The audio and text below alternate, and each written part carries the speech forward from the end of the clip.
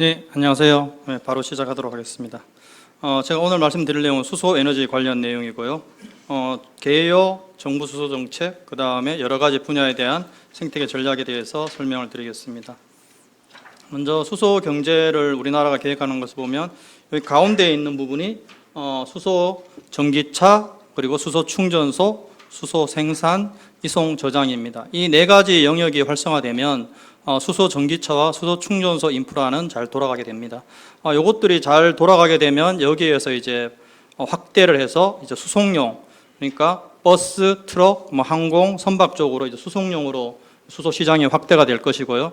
거기에서 더 나아가게 되면 이제 수소 발전용으로까지 확대가 됩니다. 수소 발전은 이제 연료전지 또는 수소 혼소 터빈, 암모니아 혼소, 석탄 화력 발전 등이 있습니다.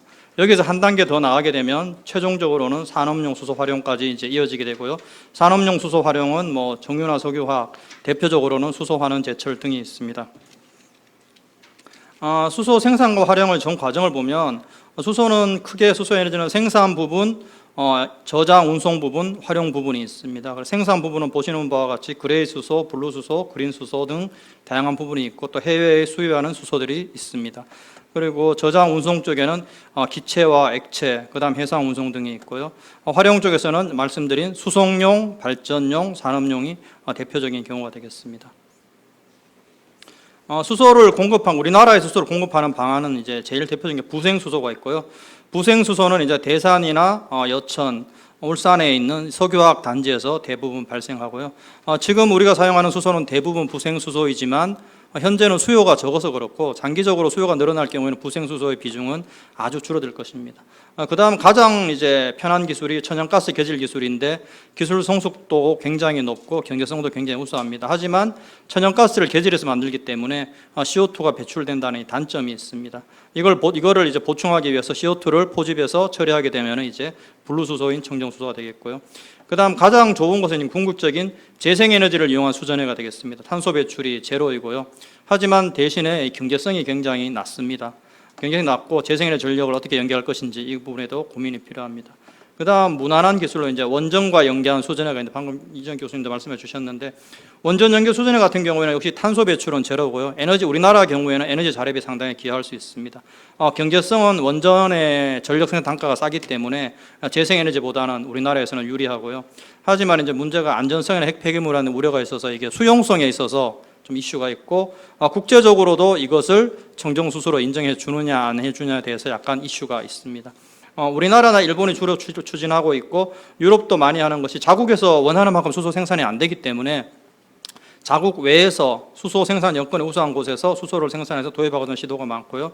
생산지로는 호주, 동남아, 중동, 북아프리카, 북미, 남미, 러시아, 심지어 중국까지 이 풍력이나 태양광 자원이 좋은 곳 위주로 많이 고려를 하고 있습니다. 이건 이제 대표적인 수소의 분류인데요. 수소를 생산하는 방법이 워낙 많다 보니까 일일이 설명을 안 하고 이제 색깔로 많이 이야기를 합니다. 그래서 이제 제일 대표적인 게 그레이 수소고요. 천연가스를 개질하면 그레이 수소인데 이름에서 보이듯이 깨끗하지가 않습니다. 그리고 이건 청정수소가 아니고요. 그다음에 제가 별표로 해놓은 것들은 다 청정수소 계열입니다. 이 그레이 수소 생산에서 나오는 이산화탄소를 다 CCS를 처리하면은 이제 CO2 배출이 억제되기 때문에 이제 블루수소라고 부르고 이 청정수소 영역에 들어가고요. 그 다음에 이 메탄, CH4죠. 메탄을 직접 열분해 해버리면 수소하고 고체 탄소를 얻을 수 있습니다. 그러면 CO2 배출이 없기 때문에 이것 또한 청정수소로 해서 이제 청록수소라고 부르고 있습니다. 그 다음에 재생에너지와 수전해를 연계 생산하면 이제 그린수소가 되고요. 그 다음 원전과 수전해를 연계하면 핑크수소가 이제 되겠습니다. 그리고 하나 주의해야 될 게 제가 옐로우 수소라고 부르는 게 있는데 이건 뭐냐 하면은 지금 여기 있는 일반 전기, 전력망 전기룡에서 수소 생산하면은 그레이 수소보다 CO2가 2배 이상 더 많이 나옵니다. 이 전기 생산 과정에서 나오는 CO2 배출이 많기 때문에 이것은 절대로 하면 안 되는 기술입니다. 그리고 최근에 이야기 나오는 것으로 이제 미국이나 프랑스, 캐나다에서 말이 나오는데 지하에 수소를 채굴하는 천연 수소가 있습니다. 지하에 수소가 나오는 사이트들이 있습니다. 그래서 지하에서 나오는 수소를 골드 수소 이런 식으로 부르기도 합니다. 우리나라는 이제 2019년 1월 달에 이제 수소 경제 활성화 로드맵을 발표하면서 이제 본격적으로 수소 경제 이야기가 시작이 됐고요. 요 내용은 수소차, 수소 충전소, 연료전지 발전, 그다음 수소 공급을 어떻게 할 거냐, 여기에 집중되어 있었고 2019년에 이런 논의가 있어서 이제 수소 경제 활성화가 시작이 됐고 이때의 목표는 이 비전에 보이듯이 세계 최고 수준의 수소 경제, 그러니까 산업 육성이 큰 방점이 있었습니다.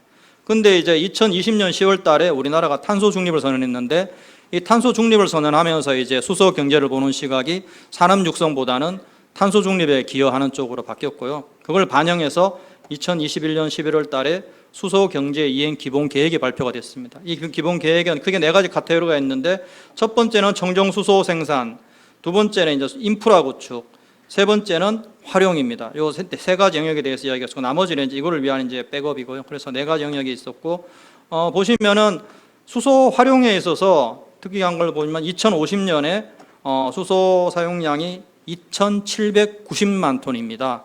이 2,790만 톤은 가면서 엄청나서 지금 현재 수소 경제와 상관없이 우리나라에서 1년 동안 생산되는 수소 총량이 200만 톤이 안 됩니다. 그러니까 2,790만 톤이라는 것은 지금 규모에서 거의 한 15배 정도 커지는 것이고요. 전 세계의 다른 나라의 어떤 목표치와 봐도 우리나라가 굉장히 높은 상승폭을 가지고 있습니다. 굉장히 큰 규모인데 이 정도를 해야만이 2050년에 우리나라가 원하는 탄소 중립의 달성에 기여할 수 있는 양이 됩니다. 그리고 2030년에는 약 390만 톤 정도를 예상하고 있습니다. 그래서 이런 활용단에서 먼저 수소에 대한 수요를 먼저 확인하고 난 다음에 그러면 이만큼의 수소를 어떻게 공급할 것이냐 해서 수소 생산 쪽으로 공이 넘어왔습니다. 수소 생산 쪽에서 역시 밸런스가 맞아야 되니까 똑같은 양을 공급하기로 했고요. 그래서 2050년 같은 경우에는 그린 수소가 300만 톤 국내 생산, 블루 수소 국내 생산 200만 톤입니다. 그 다음에 해외에서 한 2,300만 톤, 그러니까 80% 정도를 해외에서 수입하는 것으로 이제 상정하고 있고 일본도 우리나라하고 비슷한 상황입니다. 그리고 청정수소 자급률은 60%로 잡았는데 이게 60%인 이유는 우리나라가 해외 생산 기지를 구축해서 우리 자본과 기술이 나가서 생산해오는 수소도 작업으로 보기 때문에 60%로 잡았습니다. 이것들을 위해서 이제 수소 생산 기술이라든가 이송 저장 기술, 활용 기술 등의 다방면에 이제 여러 가지 이슈들이 발생하게 됩니다. 궁극적인 목적은 2050년에 이제 온실가스가 7.3억 톤 중에서 7.3억 톤을 감축을 해야 되는데 그 중에 수소가 2억 톤을 하겠다는 굉장히 수소 쪽에 제가 보기에는 할당량이 굉장히 많습니다. 2억 톤을 수소 쪽에 밀어놨고요. 그 결과 수소에 의한 발전이 전체 발전량의 약 4분의 1 이 수소로 이루어질 거고요. 최종 에너지 소비의 약 3분의 1 정도를 수소로 하는 것으로 지금 상정하고 있는데 제가 보기에는 좀 수소 쪽에 할당된 양이 많은 것으로 보입니다. 이제 좀 구체적인 내용입니다. 수소 활용 쪽을 보시면은 진입 장벽은 수송용, 발전용, 산업용 순입니다. 수송용은 경쟁 상대가 기존의 휘발유와 같은 연료입니다. 그래서 수소가 충분히 경쟁이 가격이나 이러면서 경쟁이 가능하고요. 하지만 발전용으로 넘어가면 이제 아까 가격이 저렴한 원자력이라든가 여러 가지 다른 발전이 있기 때문에 훨씬 경쟁의 강도가 올라갑니다. 수소가 진입하기 어렵죠. 산업용은 발전용보다 더 많은 양과 더 낮은 가격을 요구하기 때문에 진입 장벽이 더 높습니다. 탄소 중립 기여도는 또 수송용, 발전용, 산업용 순이라서 사실 궁극적으로는 산업용, 발전용이 활용이 돼야만이 이제 수소가 이제 기여할 수 있고요. 우리나라는 이제 수소 전기차나 발전용 연료전지 기술에서 세계 최고 수준의 역량인데 문제는 이제 이게 현재 수소에서 메이저라고 보기가 좀 어렵습니다. 궁극적인 수소의 목적은 탄소 감축이고 발전용, 산업용인데 이 두 개는 수송용과 발전용 연료전지고 발전용 연료전지는 또 수소 터빈이나 암모니아 혼소 등의 경쟁 상대가 있어서 이것만 가지고 우리나라가 수소 에너지 분야에서 자리를 잡기에는 아직까지는 부족한 상황입니다. 대규모 발전용으로 이제 수소 터빈이나 암모니아 혼소 석탄의 발전이 가능하고요. 읽어보시면 아시겠지만 지금 수소 터빈은 50% 수소 혼소를 이제 개발 중이고요. 암모니아는 20% 혼소를 기술 개발하고 있습니다. 그래서 근데 여기에서 이제 이 대규모 발전을 하려면은 궁극적으로 청정 수소나 청정 암모니아가 대량으로 공급될 수 있어야 되는데 그 공급 방안이 여전히 간단하지가 않습니다. 물량과 가격 두 가지 다 관건이 되겠습니다. 그리고 또 하나 특이한 것은 암모니아 혼소 석탄화력 발전 기술 같은 경우에 한국, 중국, 일본은 굉장히 호의적입니다. 동남아도 호의적이고 하지만 유럽이나 미국 같은 국가들은 이거에 대해서 굉장히 비판적입니다. 왜 석탄 화력 발전을 죽이지 않고 생명을 연장시키느냐 이렇게 해서 굉장히 공격적이라서 이것에 대해서는 지금 국제적으로 컨센서스가 되어 있지 않습니다. 수소 터빈은 국제적으로 모든 국가가 다 관심을 가지고 추진하고 있습니다. 그다음 산업용 활용은 연료하고 원료로 활용이 가능하고요. 우리나라는 30년까지는 산업용 활용이 없습니다. 가장 먼저 계획을 낸 게 포스코가 30년까지 수소난제철로 철강을 100만 톤 생산하겠다 했는데 이걸 위해서는 수소가 10만 톤 필요합니다. 청정수소로. 그래서 지금 현재 포스코는 이거를 확보할 수 있는 구체적인 계획이 아직까지 세우지 못하고 있고 계속 방법을 모색하고 있습니다. 나머지 부분도 있는데 나머지 부분은 먼 미래 이야기라서 좀 생략하도록 하겠습니다. 수소 생산 부분에 있어서는 지금 단기적으로는 부생수소를 쓰고 있고요. 계질 수소까지도 사용할 겁니다. 그레이 수소지만 방법이 없기 때문에. 하지만 시간이 지나면 이제 블루 수소나 청록 수소에 의존할 거고, 장기적으로는 무탄소 전원을 이용한 수전의 수소, 그러니까 원전 또는 재생에너지를 이용한 수전의 수소로 갈 수밖에 없습니다. 현재 우리 수소 충전소는 전부 다 부생수소로 공급받고 있다고 생각하시면 되고, 현재 사용되는 수소는 다 부생수소입니다. 계질 수소는 국가적으로 설비가 몇 군데 구축이 됐는데 활용도가 낮습니다. 왜냐하면 우리나라의 수소의 소비지와 생산지가 위치가 다르기 때문에 설사 생산량이 더 많더라도 소비지에 다 공급이 안 되는 상황이니까 이 어떤 유통의 균형이 필요해서 그런 측면에서 생산량은 충분하고 계질 설비도 있는데 얘들을 활용을 많이 못하는 상황이 발생하고 있습니다. 블루수소는 SK에서 이제 보령에 25만 톤规模 공장 건설을 추진하고 있는데 아직까지 확정하지는 못했고요. 생산된 CO2는 해외에 묻을 예정입니다. 청록수소는 이제 R&D 단계고요. 그린수소는 말씀드렸듯이 궁극적인 기술이지만 생산 단가가 높고, 유럽이나 중국 등은 굉장히 공격적으로 수백 메가와트짜리 수전의 설비를 구축하고 있습니다. 하지만 우리나라는 현재 제일 큰 곳이 이제 10메가와트 실증을 이제 애기평에서 하고 있고요. 그린수 생산의 가장 큰 이 가격은 캐펙스는 수전의 설비 가격, 오펙스는 전력 요금이 되겠습니다.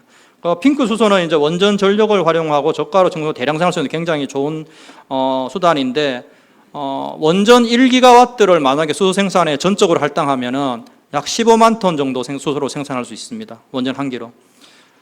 근데 이 원전 전력 수전의 활용을 하고 이걸 청정수소 인정을 받으려면은 규제나 텍스노미 등 해결할 과정이 있어요. 예를 대표적으로 이 고준위 방사성 폐기물, 이거 저장 시설이 없는 국가에서 생산한 전기는 청정 전기로 아마 인정을 못 받을 겁니다. 텍스노미 쪽 이슈가 많이 있습니다. 그다음 해외 청정 생산 기지를 확보를 위한 노력이 필요하고, 이걸 위해서는 국내 자본 확보 및 국내에 일을 할 수 있는 기술 확보가 필요하고 저희가 그걸 노력하고 있습니다.